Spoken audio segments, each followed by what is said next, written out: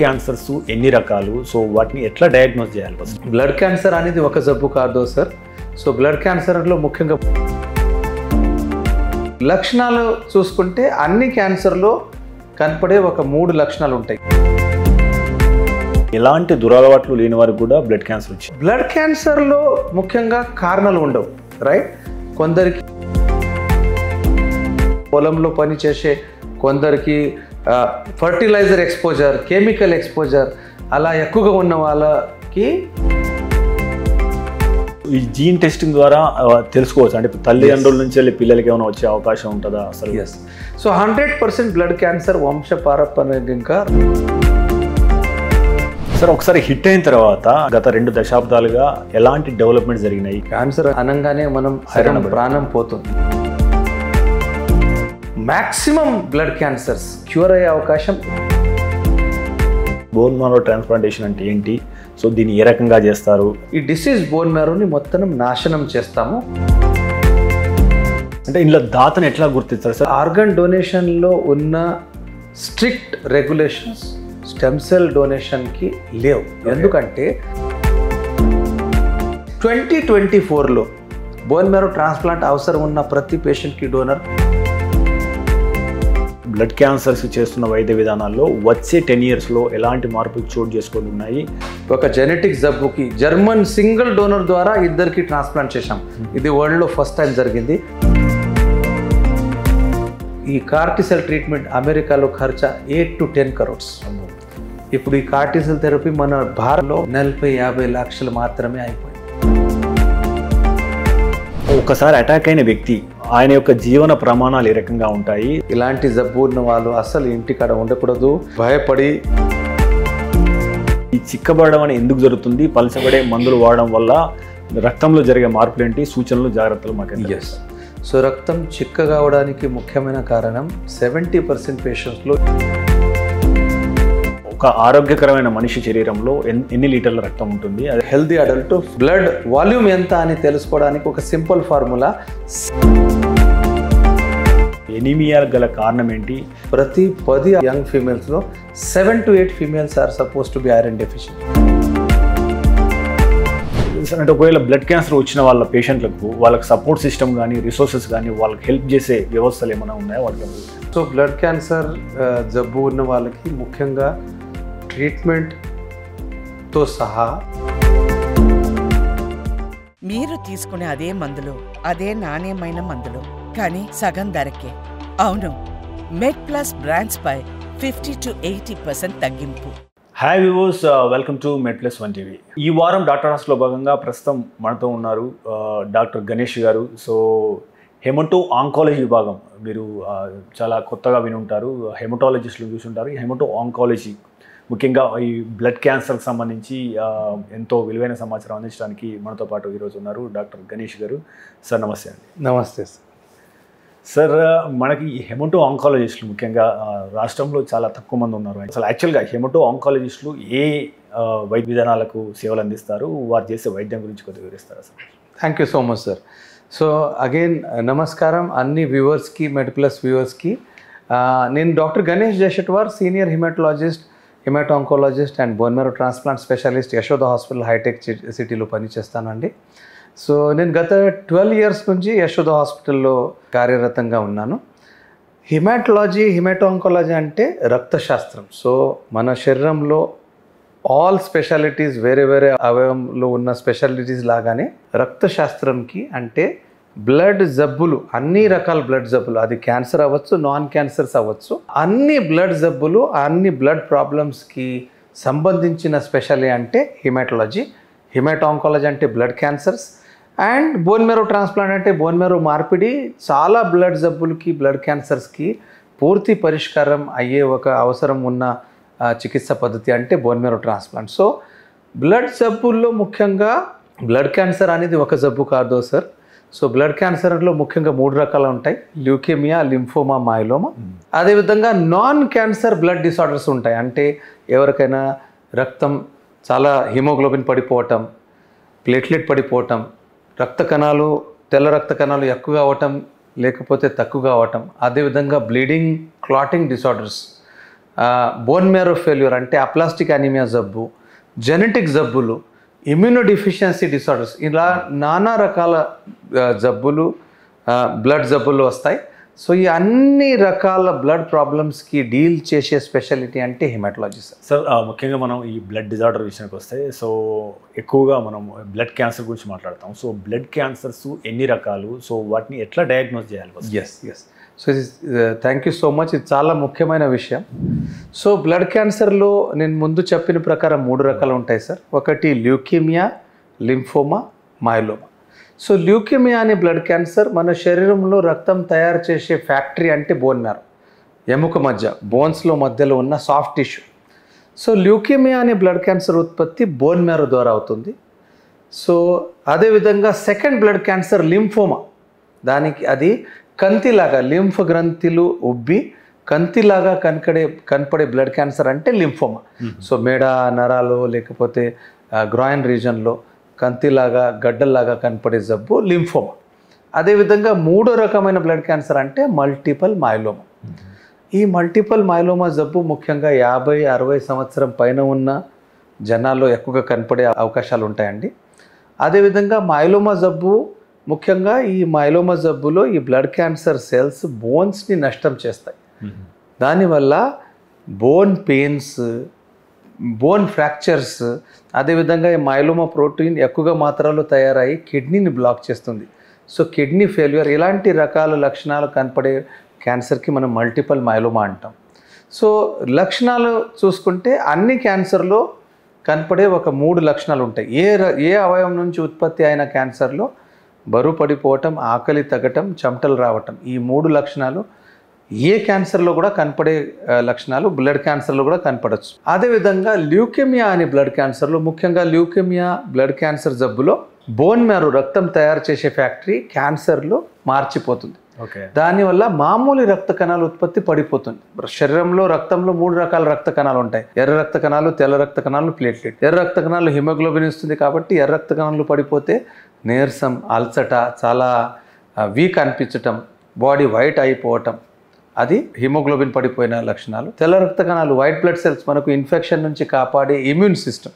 So immune system తగ్గి week అయిపోతే రకరకాల ఇన్ఫెక్షన్స్, దాని ద్వారా వచ్చే జ్వరం, మళ్ళా జ్వరం రావటం, అది ముఖ్యమైన లక్షణం. అదేవిధంగా ప్లేట్లెట్ మనకు బ్లీడింగ్ నుంచి కాపాడే రక్త కణాలు. సో ప్లేట్లెట్ పడిపోతే బ్లీడింగ్ లక్షణాలు, ముఖ్యంగా చర్మంలో మచ్చలు, రెడ్ స్పాట్స్, బ్లాక్ స్పాట్స్, నోటితో ముఖంతో బ్లీడింగ్, కడుపులో బ్లీడింగ్, ఇలాంటి బ్లీడింగ్ లక్షణాలు ప్లేట్లెట్ పడిపోయిన వల్ల కనపడతాయండి. సో ల్యూకేమియా బ్లడ్ క్యాన్సర్లో ఇలా రక్త కణాలు పడిపోయిన వల్ల వచ్చే లక్షణాలు ముఖ్యంగా కనపడతాయి. అదేవిధంగా లింఫోమా బ్లడ్ క్యాన్సర్లో లింఫ్ గ్రంథులు ఉబ్బిన వల్ల కంతిలాగా గడ్డలు కనపడటం, అది లింఫోమా. మయోలోమా జబ్బులో bone pains, bone fractures, kidney failure, రక్తహీనత, ఇలాంటి లక్షణాలు కనపడతాయండి. సార్ అంటే నేను కూడా చాలా మందిని, అంటే మాకు తెలిసిన వాళ్ళు బ్లడ్ క్యాన్సర్ వచ్చిన వాళ్ళని చూసాను, ఎలాంటి దురలవాట్లు లేని వారికి కూడా బ్లడ్ క్యాన్సర్ వచ్చింది. సో దీనికి స్పెసిఫిక్గా ఈ రీజన్స్ ఉన్నాయి ఆ బ్లడ్ క్యాన్సర్ రావడానికి గల కారణాలు. దీనికి సంబంధించి మనం జీన్ టెస్టింగ్ ఎలాంటి పాత్ర పోషిస్తుంది, ఎందుకంటే మనకు వస్తుందా లేదా తెలుసుకోవడానికి? అది చాలా thank you so much once again for bringing out this important question. మనం 2024లో ఉన్నాం, రైట్? సో బ్లడ్ క్యాన్సర్ శాస్త్రం చాలా ఇంప్రూవ్, చాలా కొత్త డయాగ్నోస్టిక్ టెక్నిక్స్, డయాగ్నోస్టిక్ మెథడ్స్, అదేవిధంగా కొత్త ట్రీట్మెంట్ ఫెసిలిటీస్ మన దగ్గర అవైలబుల్ ఉన్నాయి. సో బ్లడ్ క్యాన్సర్లో ముఖ్యంగా కారణాలు ఉండవు, రైట్? కొందరికి స్మోకింగ్ చేసిన అలవాటు ఉన్న వాళ్ళకి లంగ్ క్యాన్సర్ ఎక్కువగా కనపడుతుంది. ఆల్కహాల్ ఎక్కువగా అలవాటు ఉన్న వాళ్ళకి స్టమక్ క్యాన్సర్ కానీ లివర్ క్యాన్సర్ కానీ ఎక్కువగా అయ్యే అవకాశాలు ఉంటాయి. బ్లడ్ క్యాన్సర్కి అలాంటి డెఫినెట్ కారణాలు 99.9% పేషెంట్స్లో ఉండవండి. ఇది జస్ట్ మన శరీరంలో కొన్ని జీన్స్ కరప్ట్గా మారిపోయి మామూలు కణాలు, రక్త కణాలు ఉత్పత్తి చేసే బదులు క్యాన్సర్ కణాలు ఉత్పత్తి చేస్తాయి కాబట్టి క్యాన్సర్ మనకు కనపడుతుంది. కానీ దానికి ఎగ్జాక్ట్ కారణం మనకు తెలియదు. అఫ్ కోర్స్ రూపాయలో ఆర్ 0.1% పేషెంట్స్కి ఎవరికైనా ముందు ఈ వేరే జబ్బు వల్ల, వేరే క్యాన్సర్ వల్ల కీమోథెరపీ, రేడియోథెరపీ ఇచ్చిన వాళ్ళకి, అదేవిధంగా పొలంలో పనిచేసే కొందరికి ఫర్టిలైజర్ ఎక్స్పోజర్, కెమికల్ ఎక్స్పోజర్ అలా ఎక్కువగా ఉన్న వాళ్ళకి బ్లడ్ క్యాన్సర్ ఎక్కువగా వచ్చే అవకాశాలు ఉంటాయి, కానీ బ్లడ్ క్యాన్సర్కి ఎగ్జాక్ట్ కారణాలు ఉండవు. ఈ జీన్ టెస్టింగ్ ద్వారా తెలుసుకోవచ్చు అంటే తల్లిదండ్రుల నుంచి వెళ్ళి పిల్లలకి ఏమైనా వచ్చే అవకాశం ఉంటుందా అసలు? ఎస్. సో 100% బ్లడ్ క్యాన్సర్ వంశపారంపర్యంగా రావు. ఓకే. జెనెటిక్ టెస్ట్ అంటే క్యాన్సర్కి సంబంధించిన జీన్ మార్పులు, రైట్? జీన్స్లో మార్పు వచ్చి ఆ మామూలు కణాలు ఉత్పత్తి కంట్రోల్ చేసే జీన్స్ క్యాన్సర్ని ఉత్పత్తి చేస్తాయి. సో జెనెటిక్ అంటే వంశపారంపర్యంగా కాకుండా క్యాన్సర్ సంబంధించిన జెనెటిక్ మార్పులు. సో దీని ద్వారా మనకు ఏం తెలుస్తుంది అంటే కొన్ని జెనెటిక్ టెస్ట్ అగేన్స్ట్ మన దగ్గర టార్గెటెడ్ ట్రీట్మెంట్స్ అవైలబుల్ ఉన్నాయి. కొన్ని జీన్ మార్పు ఉన్న వాళ్ళకి కొన్ని బ్లడ్ క్యాన్సర్ రకాల్లో ఎగ్జాక్ట్ టార్గెటెడ్ మిసైల్ థెరపీ, మనం సర్జికల్ స్ట్రైక్ విన్నాం, రైట్?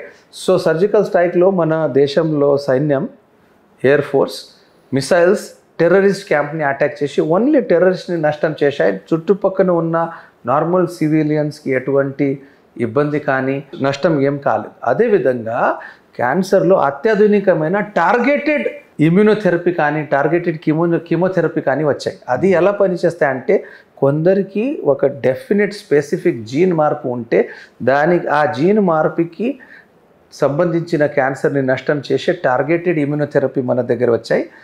ఆ సందర్భంగా మనం జెనెటిక్ అనే ఈ సందర్భం బ్లడ్ క్యాన్సర్ని సంబంధించి మనం ఉల్లేఖం చేస్తాం, రైట్? సో జెనెటిక్ అంటే వంశపారంపర్యంగా కాకుండా క్యాన్సర్ సంబంధించిన జెనెటిక్ మార్పులు. సో ఉదాహరణంగా కొన్ని ల్యూకిమియా బ్లడ్ క్యాన్సర్లు కొన్ని జెనెటిక్ మార్పు అగేన్స్ట్ మన దగ్గర టార్గెటెడ్ మందులు టార్గెటెడ్ ట్రీట్మెంట్స్ ఉన్నాయి. అదేవిధంగా కొన్ని జెనెటిక్ మార్పు చాలా హానికారకంగా ఉంటాయి, దానికి ఏ కీమోథెరపీ కానీ ఏ ట్రీట్మెంట్ పనిచేయదు. అలాంటి జెనెటిక్ మార్పు ఉన్న వాళ్ళకి కంపల్సరీ బోన్ మ్యారో ట్రాన్స్ప్లాంట్ అవసరం పడుతుంది. సో జెనెటిక్ మార్పు ద్వారా క్యాన్సర్ ఎంత మంచిది, ట్రీట్మెంట్కి రెస్పాన్స్ ఎంత మంచి అవ్వచ్చు అది తెలుస్తుంది. అదేవిధంగా క్యాన్సర్ ఏ ట్రీట్మెంట్కి రెస్పాన్స్ ఇవ్వదు, దానికి బోన్ మ్యారో ట్రాన్స్ప్లాంట్ కానీ రకరకాల వేరే ట్రీట్మెంట్ అవసరం పడవచ్చు. ఆ జెనెటిక్ మార్పు వల్ల క్యూర్ అయ్యే పర్సెంటేజ్ ఎంత ఉండొచ్చు అని అది మనకు తెలుస్తుంది అండి. సార్ ఒకసారి హిట్ అయిన తర్వాత అంటే దాని ప్రభావం నుంచి కోలుకోవడానికి అంటే మీరు గత 2 దశాబ్దాలుగా ఆల్మోస్ట్ సేవలు అందిస్తున్నారు కదా, గత 2 దశాబ్దాలుగా ఎలాంటి డెవలప్మెంట్ జరిగినాయి ఇన్ టర్మ్స్ ఆఫ్ వైద్యంలో? ఎస్. సో ముఖ్యంగా మన తెలుగు రాష్ట్రంలో క్యాన్సర్ అనగానే మనం సగం ప్రాణం పోతుంది, రైట్? ఈ 20 సంవత్సరంలో క్యాన్సర్ శాస్త్రంలో ముఖ్యంగా బ్లడ్ క్యాన్సర్ శాస్త్రంలో అసాధారణమైన డెవలప్మెంట్స్ అయ్యాయి. నేను మెడిసిన్ చదివేటప్పుడు బ్లడ్ క్యాన్సర్ ఏ ట్రీట్మెంట్ ఇచ్చినా కంప్లీట్ పరిష్కారం అయ్యే అవకాశాలు 50 నుంచి 60% ఉండేది. గత 20 సంవత్సరంలో కొత్త ట్రీట్మెంట్ వల్ల మ్యాక్సిమం బ్లడ్ క్యాన్సర్స్ క్యూర్ అయ్యే అవకాశం 80-90% కింద ఎక్కువగా ఉంటాయి. కొన్ని బ్లడ్ క్యాన్సర్లో అయితే క్యూర్ అయ్యే అవకాశం 95% కూడా ఎక్కువగా ఉండొచ్చు. APML one of the most deadliest blood cancer అండి. అది AML M3 అనే ఒక రకమైన బ్లడ్ క్యాన్సర్, దాంట్లో క్యూర్ అయ్యే అవకాశం 95 to 100% ఉండొచ్చు. AML బ్లడ్ క్యాన్సర్ క్యూర్ అయ్యే అవకాశం 80%. చిన్నపిల్లల్లో కనపడే ALL బ్లడ్ క్యాన్సర్ క్యూర్ అయ్యే అవకాశం 90%. హాజ్కిన్స్ లింఫోమా క్యూర్ అయ్యే అవకాశం 90 to 95%. Diffuse large B-cell lymphoma cure అయ్యే అవకాశం 70 to 80%. ఇలా ఏ రకమైన బ్లడ్ క్యాన్సర్ ఉంది దాని ప్రకారంగా క్యూర్ అయ్యే అవకాశం మనకి డిపెండ్ అవుతుంది. కానీ గత 20 సంవత్సరంలో మన క్యాన్సర్ అండర్స్టాండింగ్, క్యాన్సర్ జబ్బు గురించి మనకు అవైలబుల్ ఉన్న ఇన్ఫర్మేషన్ వల్ల కొత్త ట్రీట్మెంట్స్, డయాగ్నోస్టిక్ మెథడ్స్, జెనెటిక్ మార్పులు నేను చెప్పాను, జెనెటిక్ మ్యూటేషన్స్ అది తెలిసి దాని ప్రభావం ఎలా ఉంటుంది, దానికి ఏ ట్రీట్మెంట్ మంచిగా పని చేస్తుంది, ఈ అన్ని మాటలు మనకు తెలిసిన వల్ల గత 20 సంవత్సరంలో బ్లడ్ క్యాన్సర్ శాస్త్రంలో చాలా అసాధారణమైన డెవలప్మెంట్ అయింది. అన్ని రకాల బ్లడ్ క్యాన్సర్, అది ల్యూకిమియా అవ్వచ్చు, లింఫోమా అవ్వచ్చు, మైలోమా అవ్వచ్చు, క్యూర్ అయ్యే అవకాశం 80 to 90% కింద ఎక్కువగా ఉంది సార్. ఈ బ్లడ్ క్యాన్సర్కి వచ్చినప్పుడు హైయెస్ట్ లెవెల్లో మనం వేరే ఏం లేదన్నప్పుడు మనం బోన్ మ్యారో ట్రాన్స్ప్లాంటేషన్ విషయానికి వస్తాం కదా సార్. అసలు బోన్ మ్యారో ట్రాన్స్ప్లాంటేషన్ అంటే ఏంటి, సో దీన్ని ఏ రకంగా చేస్తారు, దీనికి ఎంత ఖర్చు అవుతుంది, సో విధానాలు ఏంటి, దాతను ఎట్లా గుర్తిస్తారు, ఈ అంశాల మీద మాకు వివరణ ఇస్తారు. సో బోన్ మ్యారో ట్రాన్స్ప్లాంట్ అంటే బోన్ మ్యారో మార్పిడి. దాని యూజ్ ఎలా ఉంటుంది అంటే ఎవరికైనా బ్లడ్ జబ్బు కానీ బ్లడ్ క్యాన్సర్ వస్తే బోన్ మ్యారో రక్తం ఉత్పత్తి తయారు చేసే ఫ్యాక్టరీ అది దూషితం అయిపోయి ఆ జబ్బు మనకు కనపడుతుంది. సో బోన్ మ్యారో మార్పిడిలో మనం ఏం చేస్తాము, ఈ దూషితమైన bone marrow, diseased bone marrow అనొచ్చు. ఈ డిసీజ్ బోన్ మ్యారోని మొత్తం నాశనం చేస్తాము కీమోథెరపీ ప్లస్ రేడియోథెరపీ ద్వారా, రైట్? సో ఈ దూషిత్ బోన్ మ్యారోని మొత్తం నష్టం చేసి ఈ పేషెంట్కి జెనెటిక్ మ్యాచ్ ఉన్న ఫ్యామిలీ డోనర్ ఉండొచ్చు, ఇంటర్నేషనల్ డోనర్ ఉండొచ్చు, ఫుల్ మ్యాచ్ ఉండొచ్చు, హాఫ్ మ్యాచ్ ఉండొచ్చు. ఇలా HLA జీన్ మ్యాచ్ ఉన్న డోనర్ ద్వారా స్టెమ్ సెల్స్ బ్లడ్ కలెక్ట్ చేసి ఆ స్టెమ్ సెల్ ద్వారా పేషెంట్ బాడీలో కొత్త బ్లడ్ సిస్టమ్ ఉత్పత్తి చేస్తాం. ఈ డోనర్ ఎలా ఆరోగ్యవంతంగా ఉంటారు అదేవిధంగా అలాగే పేషెంట్ బాడీలో ఈ కొత్త డోనర్ ద్వారా వచ్చిన బ్లడ్ సిస్టమ్ ఆరోగ్యవంతంగా ఉన్న వల్ల ఆ జబ్బు ద్వారా పూర్తి పరిష్కారం మనం చేసుకోవచ్చు. ఈ ట్రీట్మెంట్కి మనం బోన్ మ్యారో ట్రాన్స్ప్లాంట్ చేస్తాం. బోన్ మ్యారో ట్రాన్స్ప్లాంట్ అని అంటాం సార్. అంటే ఇందులో దాతను ఎట్లా గుర్తిస్తారు సార్? సాధారణంగా అంటే వాళ్ళ బంధువులే ఎక్కువ మ్యాచ్ అవుతారా, లేకపోతే ఏమన్నా మనకు రూల్స్ అండ్ రెగ్యులేషన్స్ ఎట్లా ఉన్నాయి ఇండియాలో? Organ donation, kidney, liver, heart, lung, అలా ఆర్గన్ డొనేషన్లో ఉన్న స్ట్రిక్ట్ రెగ్యులేషన్స్ స్టెమ్ సెల్ డొనేషన్కి లేవు. ఎందుకంటే స్టెమ్ సెల్ డొనేషన్ అంటే ఒక అపోహలు మన తెలుగు జనాల్లో ఏమిటి అంటే బోన్ మ్యారో డొనేషన్ అంటే ఏదో అవయవం మేము తీసుకొని వాళ్ళ బాడీ ఆపరేషన్ ద్వారా తీసుకొని ఆ అవయవం ట్రాన్స్ప్లాంట్ చేసే అలా భయం జనాలు ఉంది. అది తప్పు. బోన్ మ్యారో ట్రాన్స్ప్లాంట్ అంటే అది ఒకప్పుడు ఓన్లీ బోన్ మ్యారో తీసేవాళ్ళు 50 సంవత్సరం ముందు. ఇప్పుడు బోన్ మ్యారో ట్రాన్స్ప్లాంట్కి మనం కరెక్ట్ చెప్పాలంటే stem cell transplant, hematopoietic stem cell transplant అని చెప్పాలి. సో స్టెమ్ సెల్ ట్రాన్స్ప్లాంట్లో ఏం చేస్తాము, ఈ బోన్ మ్యారోలో మదర్ సెల్స్ అంటే స్టెమ్ సెల్స్, రక్తం ఉత్పత్తి చేసే సెల్స్కి మదర్ సెల్స్ కానీ స్టెమ్ సెల్స్ మనం అంటాం. ఈ స్టెమ్ సెల్స్ బోన్ మ్యారోలో ఉంటాయి. సో బోన్ మ్యారో నుంచి ఈ స్టెమ్ సెల్స్ బ్లడ్లో రావడానికి కొన్ని రోజులు డోనర్కి ఇన్సులిన్ లాగా ఇంజెక్షన్ ఇవ్వటం జరుగుతుంది. ఈ ఇంజెక్షన్ ప్రభావంతో స్టెమ్ సెల్స్ బ్లడ్లో వచ్చాక బ్లడ్ నుంచి మనం ప్లేట్లెట్ ఎలా కలెక్ట్ చేస్తాం అలా స్టెమ్ సెల్ కలెక్ట్ చేస్తాం. స్టెమ్ సెల్ డొనేట్ చేసే డోనర్కి ఎటువంటి రిస్క్ కానీ ప్రమాదం కానీ ఇబ్బంది కానీ ఉండదు. స్టెమ్ సెల్ డొనేట్ చేసి డోనర్ వెంబటనే వాళ్ళ పనికి వెళ్ళిపోవచ్చు. అంత ఈజీ అండ్ సింపుల్ స్టెప్ ఇది. అదేవిధంగా స్టెమ్ సెల్ ఇచ్చిన తర్వాత డోనర్కి హెల్త్ బెనిఫిట్స్ కూడా ఉండొచ్చు. వాళ్ళ స్టెమ్ సెల్ డొనేషన్ తర్వాత 12 to 24 hours లోపల కొత్త స్టెమ్ సెల్స్ వాళ్ళ బాడీలో కూడా తయారవుతాయి, ఉత్పత్తి అవుతాయి. దాని హెల్త్ బెనిఫిట్స్ కూడా ఉన్నాయి. ఓకే. సో డోనర్కి ఇబ్బంది ఉండదు. సో స్టెమ్ సెల్స్ అనేది డోనర్ నుంచి బ్లడ్ మన ప్లేట్లెట్ లాగా మనం మషిన్లో కలెక్ట్ చేసి పేషెంట్కి బ్లడ్ ఎక్కించేలాగా ఎక్కిస్తాం, రైట్? సో డోనర్ అనేది ఫ్యామిలీ, ముఖ్యంగా బ్రదర్ సిస్టర్స్, పేషెంట్కి brother sisters HLA gene match donor ఉండాలంటే బ్రదర్ సిస్టర్స్లోనే వెతకాలి. ఒకవేళ full HLA gene match donor ఫ్యామిలీలో లేని పరిస్థితిలో ఎవరైతే బ్రదర్ సిస్టర్స్ కానీ వాళ్ళ పేషెంట్ అమ్మ నాన్న, వాళ్ళ పిల్లలు, వాళ్ళ కజిన్స్, వాళ్ళ అంకుల్ ఆంటీస్, వాళ్ళ దగ్గర ఆ ఎక్స్టెండెడ్ ఫ్యామిలీ మెంబర్స్లో కూడా మనం జీన్ టెస్టింగ్ చేయొచ్చు. ప్రస్తుతానికి 2024లో అత్యాధునికమైన చికిత్సా పద్ధతి వల్ల సైంటిఫిక్ డెవలప్మెంట్ వల్ల ఫుల్ జీన్ మ్యాచ్ పరిణామాలు, జీన్ మ్యాచ్ పరిణామాలు ఆల్మోస్ట్ సేమ్ ఉన్నాయి. ఓకే. సో ఒకవేళ ఫ్యామిలీలో ఫుల్ జీన్ మ్యాచ్ డోనర్ లేదు, హాఫ్ మ్యాచ్ కూడా లేదు అంటే ఇంటర్నేషనల్ డోనర్ రిజిస్టర్లో కూడా డోనర్ మనం వెతకచ్చు. ఇండియన్ డోనర్స్కి దాదాపు 30 to 40% ఛాన్స్ ఇంటర్నేషనల్ డోనర్లు full HLA gene match donor దొరికే అవకాశాలు 30 to 40% ఉన్నాయి. సో ప్రస్తుతానికి if I had to summarize 2024లో బోన్ మ్యారో ట్రాన్స్ప్లాంట్ అవసరం ఉన్న ప్రతి పేషెంట్కి donor either full match or half match compulsory దొరుకుతారు. Okay, right? సో ఒకప్పుడు సగం ట్రాన్స్ప్లాంట్ డోనర్ లేని పరిస్థితుల్లో రిజెక్ట్ అయ్యేది. ఇప్పుడు అలా పరిస్థితి లేదు. ట్రాన్స్ప్లాంట్ అవసరం ఉన్న ప్రతి పేషెంట్కి stem cell donor full match ఉంటే బెస్ట్. ఫుల్ మ్యాచ్ లేని పరిస్థితుల్లో half gene match donor results కూడా అలాగే ఈక్వల్లీ సక్సెస్ఫుల్ ఉన్న వల్ల half HLA gene match donor కూడా మనం ఫ్యామిలీలో వెతికి టెస్టింగ్ చేసి హాఫ్ జీన్ మ్యాచ్ ట్రాన్స్ప్లాంట్ కూడా అన్ని జబ్బులకి, బ్లడ్ క్యాన్సర్కి కానీ రకరకాల బ్లడ్ జబ్బులకి మనం బోన్ మ్యారో ట్రాన్స్ప్లాంట్ చేసుకోవచ్చు సార్. సో ఖర్చు అంటే ఇప్పుడు పేషెంట్ బోన్ మ్యారో ట్రాన్స్ప్లాంట్ జరిగేటప్పుడు దాదాపు నెల దాకా హాస్పిటల్లో స్పెషల్ ICU అంటే బోన్ మ్యారో ట్రాన్స్ప్లాంట్ యూనిట్లో ఉంటారండి. ముందు చెప్పిన ప్రకారం 1 వారం నుంచి 10 రోజుల వరకు ఈ దూషితమైన బోన్ మ్యారోని నష్టం చేయడానికి చాలా పవర్ఫుల్ హైడోస్ కీమోథెరపీ ఇస్తాం, రైట్? ఆ కీమోథెరపీ ద్వారా బోన్ మ్యారోని నాశనం చేశాక డోనర్ స్టెమ్ సెల్స్ మషిన్లో కలెక్ట్ చేసి పేషెంట్ని బ్లడ్ లాగా ఎక్కిస్తాం, రైట్? ఒక భూమిలో బీజం పెడితే 1 రోజులో పంట రాదు. అదేవిధంగా స్టెమ్ సెల్ ఎక్కించిన పేషెంట్కి స్టెమ్ సెల్ ద్వారా కొత్త బ్లడ్ సిస్టమ్ తయారవడానికి దాదాపు 2 నుంచి 3 వారాలు టైం అవసరం ఉంటుంది.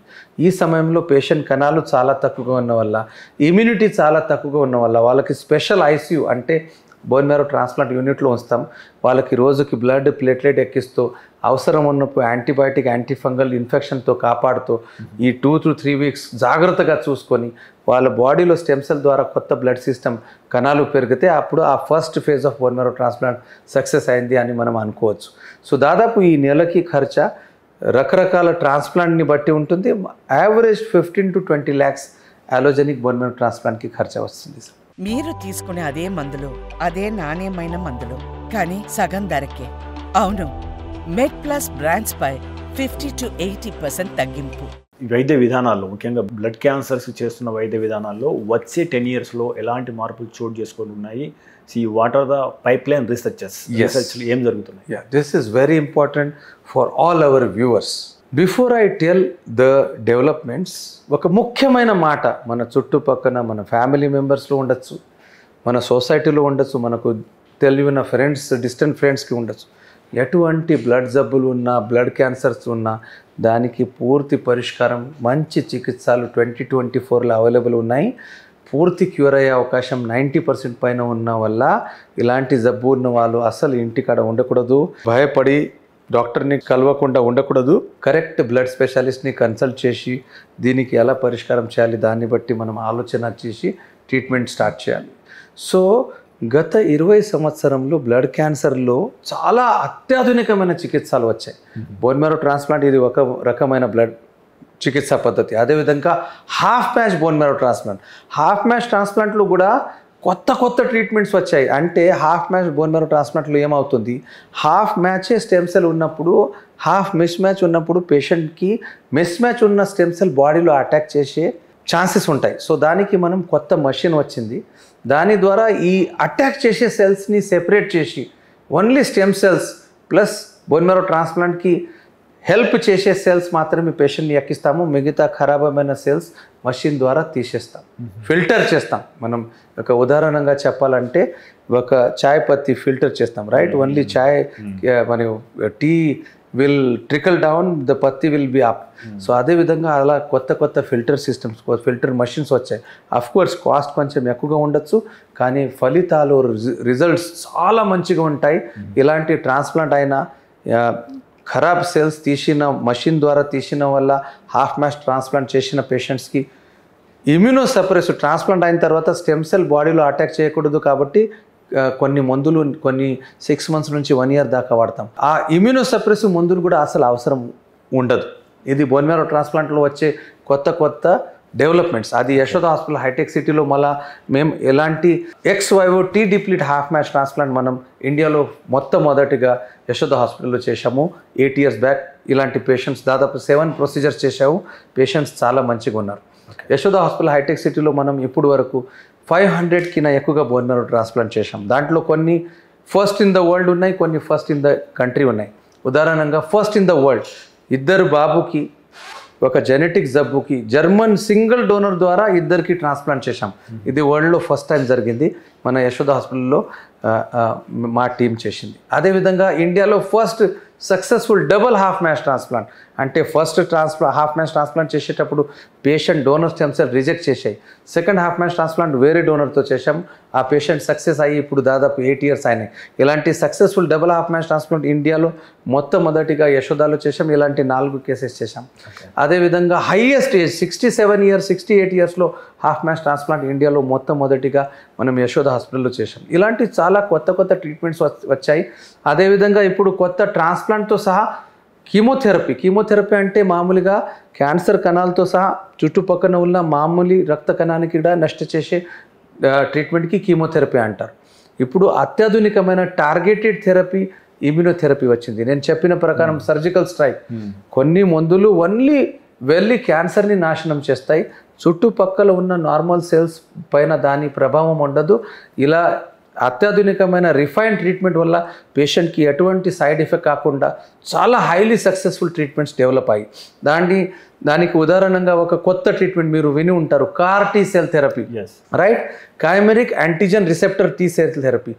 అది ఎలా ఉంటుంది అంటే ఒక చిన్న ఎగ్జాంపుల్ చెప్పాలంటే దేవుడు మన శరీరంలో ఇన్ఫెక్షన్ని కాపాడడానికి అదేవిధంగా క్యాన్సర్ని కాపాడడానికి ఇమ్యూనిటీ ఇచ్చాడు.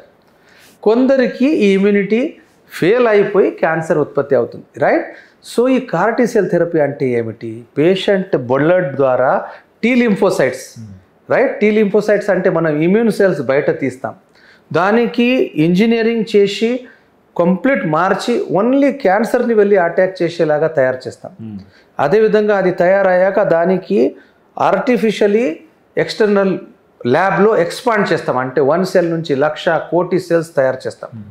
ఆ తయారు చేసిన ప్రోడక్ట్ పేషెంట్లో ఎక్కిస్తే ఆ CAR-T సెల్ థెరపీ బాడీలో క్యాన్సర్ని వెళ్ళి ఓన్లీ క్యాన్సర్ సెల్స్ని నాశనం చేసి మిగతా అన్ని ట్రీట్మెంట్ ఫెయిల్ అయిన పేషెంట్ కూడా CAR-T సెల్ థెరపీ ద్వారా సక్సెస్ అయ్యే ఛాన్సెస్ 60 నుంచి 70% ఉన్నాయి. దాని తోడుగా నేను ఒక ఎగ్జాంపుల్ చెప్తాను. ఈ CAR-T సెల్ థెరపీ సంవత్సరం ముందు ఇండియాలో అవైలబుల్ లేదు. సో ఇలా CAR-T సెల్ ట్రీట్మెంట్ అవసరం ఉన్న పేషెంట్ అమెరికా వెళ్ళేవాళ్ళు, ఇజ్రాయెల్ వెళ్ళేవాళ్ళు, చైనా వెళ్ళేవాళ్ళు. సో ఈ CAR-T సెల్ ట్రీట్మెంట్ అమెరికాలో ఖర్చు 8 to 10 crores. ఇప్పుడు ఈ CAR-T సెల్ థెరపీ మన భారత్లో మన సైంటిస్ట్ డెవలప్ చేశారు. దాని ఖర్చు 8 to 10 crores నుంచి ఇప్పుడు 40-50 లక్షలు మాత్రమే అయిపోయింది. సో యూ కెన్ అండర్స్టాండ్, ₹1 బయట దేశంలో అయ్యే ట్రీట్మెంట్ మనం 5 పైసలు ఇండియాలో చేస్తున్నాం, రైట్? సో ఇది మన దేశం ప్రౌడ్ థింగ్. సో ఇలా బ్లడ్ క్యాన్సర్ శాస్త్రంలో బోన్ మ్యారో ట్రాన్స్ప్లాంట్ టెక్నిక్లో రకరకాల బ్లడ్ జబ్బులు చాలా కొత్త ట్రీట్మెంట్స్ వచ్చాయి. దానివల్ల నేను చెప్పేది ఒక take home message for all our viewers. Remember, blood cancer or any blood disorder is not the end of the road.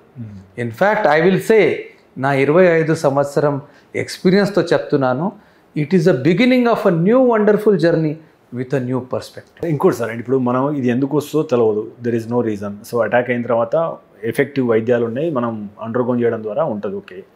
So ఒకసారి అటాక్ అయిన వ్యక్తి ఆయన యొక్క జీవన ప్రమాణాలు ఏ రకంగా ఉంటాయి, సో వాళ్ళ జీవన శైలి అంటే లైఫ్ స్టైల్, అదే రకంగా డైట్, సో ఆ విషయంలో ఎలాంటి జాగ్రత్తలు తీసుకోవాలి? So this is also I'm so happy, thank you so much sir for bringing out this subject. మన తెలుగు జనాలు ఒక అపోహ ఉంటుంది, ట్రీట్మెంట్ సక్సెస్ అయినా కూడా పేషెంట్ జీవితాంతం మంచం పైన పడుకొని ఉంటాడు, ఏ పని చేయలేని పరిస్థితి. అది అపోహలో అది తప్పు. ఎందుకంటే ట్రీట్మెంట్ అయ్యాక ఈ పేషెంట్స్ మనలాగా మనం బ్లడ్ క్యాన్సర్ సక్సెస్ఫుల్ ట్రీట్మెంట్ అయిన పేషెంట్ నార్మల్ జనాల మీద మనం డిఫరెన్షియేట్ చేయలేం. ఒక ఉదాహరణ చెప్తాము. రికాకో ఈకి అని ఒక జపనీస్ అథ్లీట్, రైట్? మన PV సింధు మేడం గురించి మన అందరికీ తెలుసు, రైట్? సిల్వర్ మెడల్ టోక్యో ఒలింపిక్స్లో మేడం సాధించారు, చాలా మనకు గౌరవం. PV సింధు మేడం లాగానే రికాకో ఈకి జపనీస్ అథ్లీట్ 2018లో ఆమెకి AML అనేది ప్రాణాంతకమైన బ్లడ్ క్యాన్సర్ అయింది. 2018లో ట్రీట్మెంట్ సక్సెస్ఫుల్గా AML అనే ప్రాణాంతకమైన blood cancer treatment success complete చేసి బోన్ మ్యారో ట్రాన్స్ప్లాంట్ చేసి 2020 టోక్యో ఒలింపిక్స్లో ఏ ఒలింపిక్స్లో సింధు మేడంకి సిల్వర్ మెడల్ వచ్చిందో అదే ఒలింపిక్లో రికాకో ఈకి కూడా సిల్వర్ మెడల్ స్విమ్మింగ్లో వచ్చింది. అంటే మీరు ఊహించండి, ట్రీట్మెంట్ సక్సెస్ అయ్యాక అసాధారణమైన అచీవ్మెంట్స్ కూడా ఈ పేషెంట్స్ ఉండరు, they become a normal human beings like us. మన దగ్గర కూడా నేను 500 ట్రాన్స్ప్లాంట్లో చాలా పేషెంట్స్, కొందరు డాక్టర్స్ అయ్యారు, కొందరు ఇంజనీర్స్ అయ్యారు, కొందరు బ్యూరోక్రాట్స్ అయ్యారు, కొందరు బయట దేశంలో అమెరికా, యూరోప్, ఆస్ట్రేలియా వెళ్ళారు జాబ్ చేయడానికి అందరూ. సో కొందరు transplant blood cancer treatment success అయిన తర్వాత వాళ్ళకి పిల్లలు కూడా పుట్టారు, కొందరు ప్రౌడ్ మదర్స్, కొందరు proud fathers. So complete normal life can be expected after successful treatment.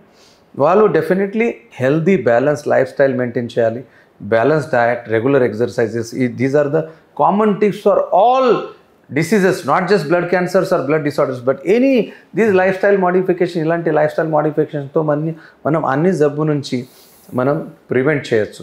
అదేవిధంగా మన దగ్గర ఒక patient 8 years back half match transplant చేశాం. సో ప్రవీణ్ అని పేరు. He is not just cured, but ఒక మంచి gym body, he is working as a gym trainer. మనలాంటి జనాలకి హెల్త్ టిప్స్ ఇస్తున్నాడు working as a gym trainer. So after blood cancer treatment successful treatment అయ్యాక ఈ పేషెంట్స్ మనలాగా నార్మల్ లైఫ్ స్పెండ్ చేయొచ్చు, కంప్లీట్గా ఆరోగ్యవంతంగా అవ్వచ్చు. సార్ ఇంకోటి అంటే ఈ మధ్య బ్లడ్ డిజార్డర్స్లో మనం తరచూ వినేది తలసేమియా. ఎస్. సో తలసేమియా అంటే ఏమిటి, ఇది ఎందుకు వస్తుంది, దీన్ని పూర్తిగా నిర్మూలించడం? So thalassemia and sickle cell disease ఇది రెడ్ బ్లడ్ వంశపారంపరికంగా వచ్చే రెడ్ బ్లడ్ సెల్ డిసార్డర్స్.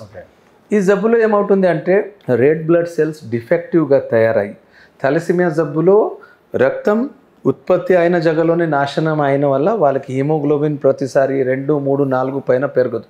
వాళ్ళకి జీవితాంతం బ్లడ్ ఎక్కించాలి. బ్లడ్ ఎక్కించిన వల్ల శరీరంలో ఐరన్ జమ అయి దానివల్ల రకరకాల అవయవాలు డ్యామేజ్ అవ్వచ్చు. సో ఇలాంటి థాలసీమియా పేషెంట్ ఇంకా ఇలాగే ఒక జబ్బు మన తెలంగాణ రాష్ట్రంలో ముఖ్యంగా చాలా కామన్, కరీంనగర్, ఆసిఫాబాద్, ఆదిలాబాద్, మంచిర్యాల జిల్లాలో సీకల్ సెల్ జబ్బు అంటే ఎర్ర రక్త కణాలు రెడ్ బ్లడ్ సెల్ డిఫెక్టివ్గా తయారయ్యి కోయాలాగా తయారయ్యి అది నరాన్ని బ్లాక్ చేస్తాయి. దానివల్ల మళ్ళా బ్లాక్ అయిన అవయవం డ్యామేజ్ అవ్వచ్చు, పెయిన్ రావచ్చు, రక్తం నష్టం అయిన వల్ల బ్లడ్ ఎక్కించే అవసరం కూడా పడదు. సికల్ సెల్ థాలసీమియా ఈ 2 రకాల బ్లడ్ జబ్బులో ఈ కంప్లీట్ బోన్ మ్యారో మార్పిడి చేస్తే ఈ జబ్బు ద్వారా పూర్తి పరిష్కారం, కంప్లీట్ క్యూర్ మనం ఎక్స్పెక్ట్ చేయొచ్చు. మన యశోద హాస్పిటల్ హైటెక్ సిటీలో సీకల్ సెల్ జబ్బుకి మనం హాఫ్ మ్యాష్ ట్రాన్స్ప్లాంట్ సక్సెస్ఫుల్ చేశాము. ఇలాంటి పిల్లలు 5 సంవత్సరం 6 సంవత్సరం నుంచి ట్రాన్స్ప్లాంట్ అయ్యాక కంప్లీట్గా నార్మల్ అయ్యి ఎటువంటి సీకల్ సెల్ లక్షణాల తర్వాత రాలేని పరిస్థితులు ఉన్నారు, చాలా ఆరోగ్యవంతంగా ఉన్నారు. అదేవిధంగా థాలసీమియా జబ్బుకి కూడా 4 సంవత్సరం కింద మనం బోన్ మ్యారో ట్రాన్స్ప్లాంట్ చేస్తే సక్సెస్ అయ్యే ఛాన్సెస్ 90 to 95%. అదే 4, 5, 6 సంవత్సరం తర్వాత ట్రాన్స్ప్లాంట్ చేస్తే మళ్ళా బ్లడ్ ఎక్కించిన వల్ల శరీరంలో ఐరన్ జమ అయిన వల్ల రకరకాల అవయవానికి డ్యామేజ్ అయిన వల్ల ట్రాన్స్ప్లాంట్ సక్సెస్ రేట్ తగ్గిపోతాయండి. కానీ ఈ సికల్ సెల్ జబ్బు కానీ థాలసీమియా జబ్బు కానీ బోన్ మ్యారో మార్పిడి ద్వారా పూర్తి పరిష్కారం, కంప్లీట్ క్యూర్ మనం చేసుకోవచ్చు.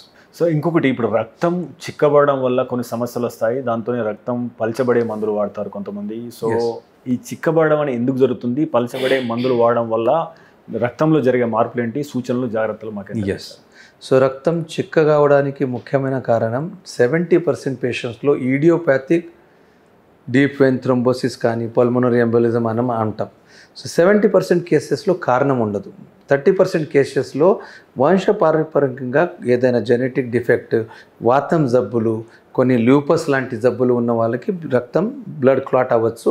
ఈ బ్లడ్ క్లాట్ అయిన వల్ల రకరకాల ఇబ్బందులు రావచ్చు. దేవుడు మనకి the nature has given us protection against excessive bleeding by, ఎందుకంటే ఎప్పుడైనా దెబ్బ తగిలితే అక్కడ నుంచి కంటిన్యూస్ బ్లీడింగ్ కాకుండా అక్కడ బ్లడ్ గడ్డ అయి బ్లడ్ క్లాట్ అయి బ్లీడింగ్ ఆపుతుంది. కానీ అలా ఏం దెబ్బ తగలకుండా స్పాంటేనియస్లీ శరీరంలో సర్క్యులేటింగ్ బ్లడ్లో బ్లడ్ క్లాట్ అవ్వటం డేంజరస్.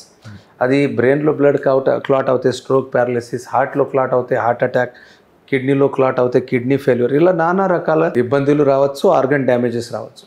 సో ఈ బ్లడ్ క్లాట్ అవ్వడానికి 70%లో దాట్ ఈజ్ ఈడియోపాథిక్. దానికి దాదాపు 6 months నుంచి 1 year వరకు బ్లడ్ పల్సగా చేసే మందు వాడి తర్వాత మనం బంద్ చేస్తాం. కొందరికి కొన్ని డెఫినెట్ కారణాలు ఉంటాయి. ఉదాహరణంగా కొన్ని బ్లడ్ జబ్బులు, హిమోగ్లోబిన్ ఎక్కువగా తయారయ్యే జబ్బు పాలిసైథెమియా అంటాము, ప్లేట్లెట్ ఎక్కువగా తయారయ్యే జబ్బు ఎసెన్షియల్ థ్రోంబోసైథెమియా అంటాము.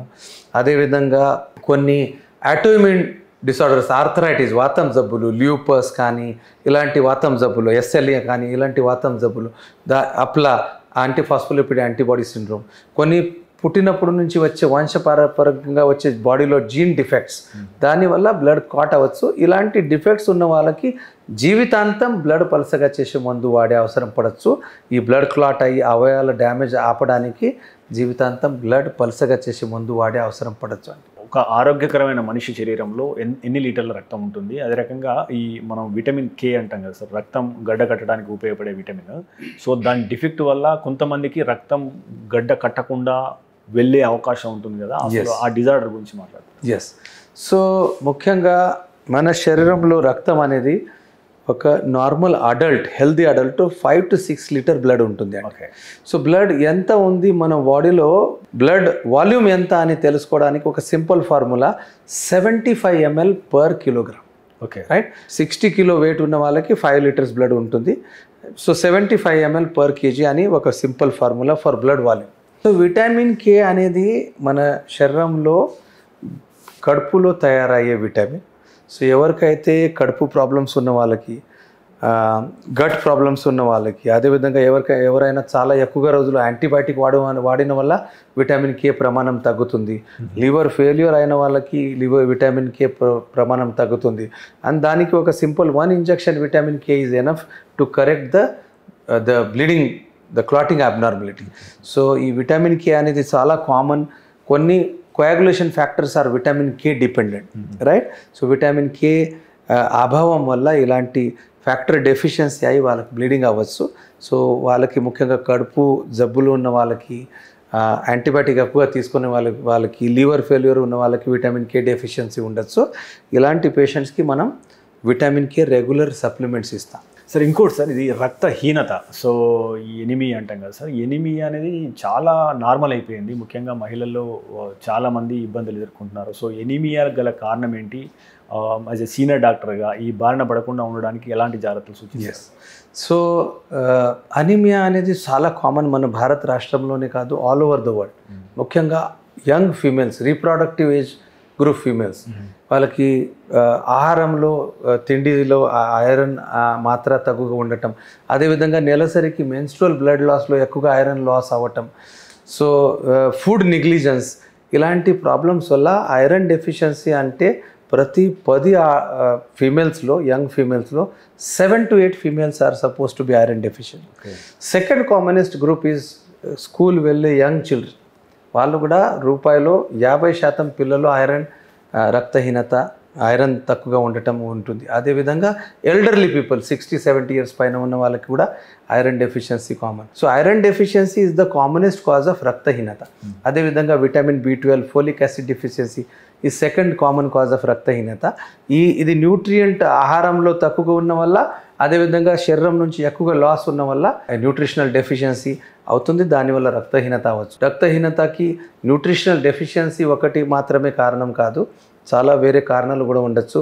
బోన్ మ్యారోలో ఉత్పత్తి తక్కువ కావటం, రకరకాల ఇన్ఫెక్షన్స్, కొన్ని బ్లడ్ జబ్బులు ఉత్పత్తి పడిపోవటం, అలాంటి నానా రకాల్లో రక్తహీనత మనకు కావాల్సింది ఏంటంటే సార్, అంటే బై బేసిక్ నేచురల్ ఏమైనా రెమెడీస్ కానీ, ఆహారాలు కానీ, విధానాల ద్వారా వాళ్ళు క్యూర్ చేసుకునే అవకాశం ఉందనుకో. సో టు పీపుల్, సో రక్తహీనత, న్యూట్రిషనల్ డెఫిషియన్సీ కామన్ ఉన్న వల్ల దానికి iron rich, vitamin rich food ముఖ్యంగా వాడితే ఈ ఐరన్ డెఫిషియన్సీ కానీ, న్యూట్రిషనల్ డెఫిషియన్సీ ప్రమాణం మనం తగ్గించుకోవచ్చు. ముఖ్యంగా మిక్స్డ్ డయటరీ హ్యాబిట్స్, అంటే నాన్ వెజ్ తిన్న వాళ్ళకి నాన్ వెజిటేరియన్ ఫుడ్లో iron, vitamin B12, folic acid చాలా ఎక్కువగా మాత్రలో ఉన్న వల్ల వాళ్ళకి ఈ న్యూట్రిషనల్ డెఫిషియన్సీ ప్రమాణం నాన్ వెజిటేరియన్ డయట్ కన్జ్యూమ్ చేసిన వాళ్ళకి తక్కువగా కనపడచ్చు.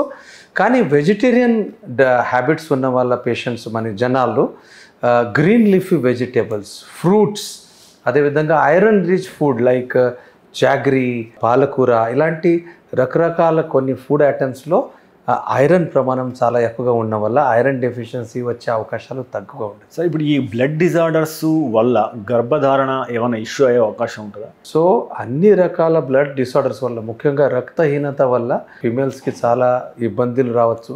స్పాంటేనియస్ అబార్షన్ కానీ, ఇంట్రాయూటరైన్ బేబీ గ్రోత్ రిటార్డేషన్ కానీ, ప్రీమేచ్యూర్ డెలివరీస్ కానీ, లో బర్త్ వెయిట్ కానీ, ఇలాంటి నానా రకాల ప్రాబ్లమ్స్, అదేవిధంగా విటమిన్ B12 కానీ, ఫోలిక్ యాసిడ్ డెఫిషియన్సీ వల్ల neurological abnormalities, growth and development, developmental delays, ఇలాంటి రకరకాల ప్రాబ్లమ్స్ బేబీలు రావచ్చు. అదేవిధంగా మదర్స్లో ఈ abortions, premature delivery, intrauterine growth retardation, pregnancy complications, delivery complications ఎక్కువగా మాత్రాలు కనపడచ్చు. సార్ ఇప్పుడు సాధారణంగా ఇప్పుడు గుండె ఆరోగ్యం కోసం నడక మంచిది అంటారు, లేదా మిగతా వాటి కోసం ఈ ఎక్సర్సైజ్ చేయాలంటారు. సో అంటే ఒక్కొక్క అవయవం కోసం ఒక్కొక్క ఎక్సర్సైజు లేదా ఒక విధానం, ఒక ఆహారం అట్లా ఉన్నది కదా. సో ఆరోగ్యకరమైన రక్తం కోసం మనం ఎలాంటి ఆహారం విషయంలో కానీ, జీవన శైలి విషయంలో కానీ, లేకపోతే ఏమైనా జాగ్రత్తలు తీసుకునే అవకాశాలు ఉన్నాయి? So most important is balanced diet. Okay, right?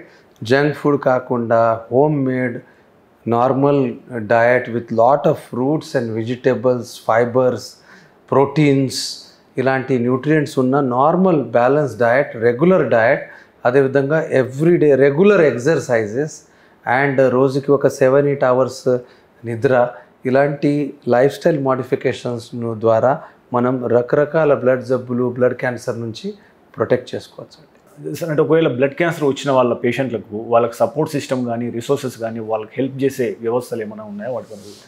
Yes. So blood cancer జబ్బు ఉన్న వాళ్ళకి ముఖ్యంగా ట్రీట్మెంట్తో సహా ఫ్యామిలీ సపోర్ట్ చాలా అవసరం. Okay. Right. So emotional, mental, moral, physical support. Right. So immunity weak అయిన వల్ల ట్రీట్మెంట్ ప్రభావం వల్ల పేషెంట్ చాలాసారి వీక్ ఉంటారు, చాలాసారి they are not able to cope up with day to day life. So support from the family, caregiver, support from the మన హాస్పిటల్లో కూడా మన కౌన్సిలర్స్ ఉంటారు, nurses, they train how to focus on diet, how to remain focused, how to remain positive. ఇలాంటి moral, emotional motivation కూడా అవసరం. మనం కొందరు రెగ్యులర్లీ ట్రీట్మెంట్ జరిగిన మన సక్సెస్ఫుల్ అయిన పేషెంట్స్ ట్రీట్మెంట్ జరిగేటప్పుడు వేరియస్ ఫేజెస్లో ఉన్న పేషెంట్స్కి మేము సర్వైవల్ మీట్స్ చేస్తాము. సో ఈ పేషెంట్స్కి ట్రీట్మెంట్ అయిన తర్వాత ఆరోగ్యవంతంగా ఉన్న పేషెంట్ని, క్యూర్ అయిన పేషెంట్ని చూసి చాలా మోటివేషన్, ఇన్స్పైరేషన్ వస్తుంది. సో ఇలాంటి చాలా ప్రోగ్రామ్స్ మేము హాస్పిటల్లో, యశోద హాస్పిటల్లో కూడా చేస్తాం. కానీ దాంతో సహా కేర్ గివర్స్, తర్వాత పేషెంట్ ఫ్యామిలీ మెంబర్స్కి కూడా చాలా online resources, information books, information available ఉంది. దాన్ని మనం చూసుకొని పేషెంట్ని ఎలా పాజిటివ్, ఫోకస్డ్ అండ్ మోటివేటెడ్ పెట్టాలి అది చూసుకోవాలి. సో ఫైనల్గా sir, as a haematology and oncology విభాగంలో మీరు 2.5 దశాబ్దాలుగా సేవలు అందిస్తున్నారు. కానీ కొత్తగా ఈ విభాగంలోకి వచ్చేవారికి, కొత్తగా ఈ హెమటాలజీ ఎంచుకునే డాక్టర్లు అయ్యేవారికి మీరు ఎలాంటి సూచనలు చేస్తారు? ఈ రంగంలో అంటే ఈ విభాగంలో, ఈ స్పెషలైజేషన్లో సో ఎలాంటి కెరీర్ ఉన్నది, సో ఎట్లా చేస్తే ఎక్కువ సక్సెస్ అయ్యే అవకాశం? సో అందరూ బర్డింగ్ హిమటాలజిస్ట్, ఆస్పైరింగ్ హిమటాలజిస్ట్ అందరికీ నా సలహా ఏమిటి అంటే, haematology is a very exciting and very encouraging, చాలా patient success stories, success rates ఎక్కువగా ఉన్న speciality. And probably we are living in the most exciting phase of medicine and hematology in the current era, because అత్యాధునికమైన చికిత్సా పద్ధతులు, treatments, diagnosis, కొత్త techniques, కొత్త developments అవుతున్నాయి. And most importantly అన్ని treatment facilities, అన్ని diagnostic facilities మన ఇండియాలో, మన తెలుగు రాష్ట్రంలో, మన తెలంగాణలో, మన హైదరాబాద్లో మ్యాక్సిమం పేషెంట్స్కి అవైలబుల్ ఉన్నాయి. వరల్డ్లో ఉన్న ఏ ట్రీట్మెంట్ ఉన్నా కూడా మన దగ్గర అది maximum chances that all facilities are available. So future is very bright. Future of hematology, bone marrow transplant is very bright. What is needed is perseverance, dedication and patient-centric care. With that you can really make a huge change in mankind, and we can transform lives of hundreds and thousands and lakhs of people. So, keep it up, stay healthy, stay positive and stay focused. This is my suggestion and message to all the inspiring young budding hematologists. Thank you, sir. Thank you sir, thank you very much. And ఈ oncology విభాగం, అదే ముఖ్యంగా blood cancer మీద ఎంతో అవగాహన కల్పించారు. So thank you very much అండి. Thank you sir. Thank you అందరి వ్యూవర్కి. Thank you so much for hearing all the details patiently. Thank you. Okay viewers, ఇది ఈ వారం డాక్టర్ స్టాక్. వచ్చే వారం మరో డాక్టర్ కలుద్దాం. చూస్తూనే ఉండండి మెడ్ ప్లస్ 1 టీవీ.